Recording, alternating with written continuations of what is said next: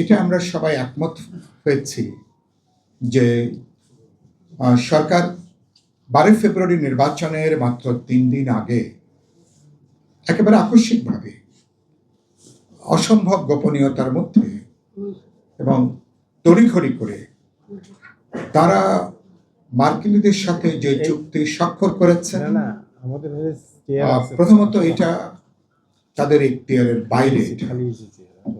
তারা একটা অন্তর্বর্তী সরকার এবং যেখানে আমাদের ব্যবসা বাণিজ্য বিনিয়োগ, যেখানে কৃষি, যেখানে শিল্প, যেখানে ডিজিটাল প্রযুক্তি, যেখানে নিরাপত্তা থেকে শুরু করে সমস্ত প্রশ্নযুক্ত এত গুরুত্বপূর্ণ বিষয় অন্তর্বর্তী সরকার দেশবাসীকে অন্ধকারে রেখে, রাজনৈতিক দলগুলোকে অন্ধকারে রেখে কোনোভাবেই তারা স্বাক্ষর করতে পারেন না। তাদের এখতিয়ারের বাইরে, তাদের এজেন্ডার বাইরে, তাদের ক্ষমতার বাইরে তারা।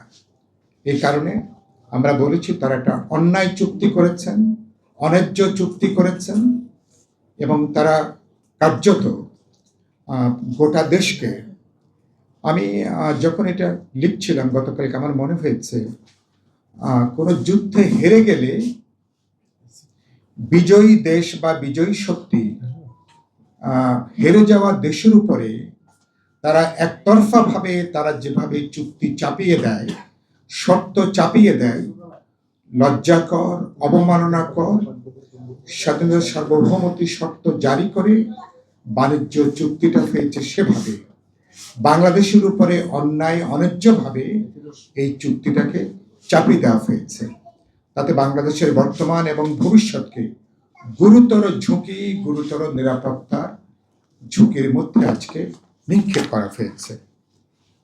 এবং আমরা দেখেছি যে এ ব্যাপারে বিএনপি দিক থেকে আনুষ্ঠানিকভাবে এখনো পর্যন্ত এই চুক্তি সম্পর্কে কোনো বক্তব্য দেওয়া হয়নি। দু একজন তারা বলেছেন তারা দেখবেন, পর্যালোচনা করবেন, এ পর্যন্তই।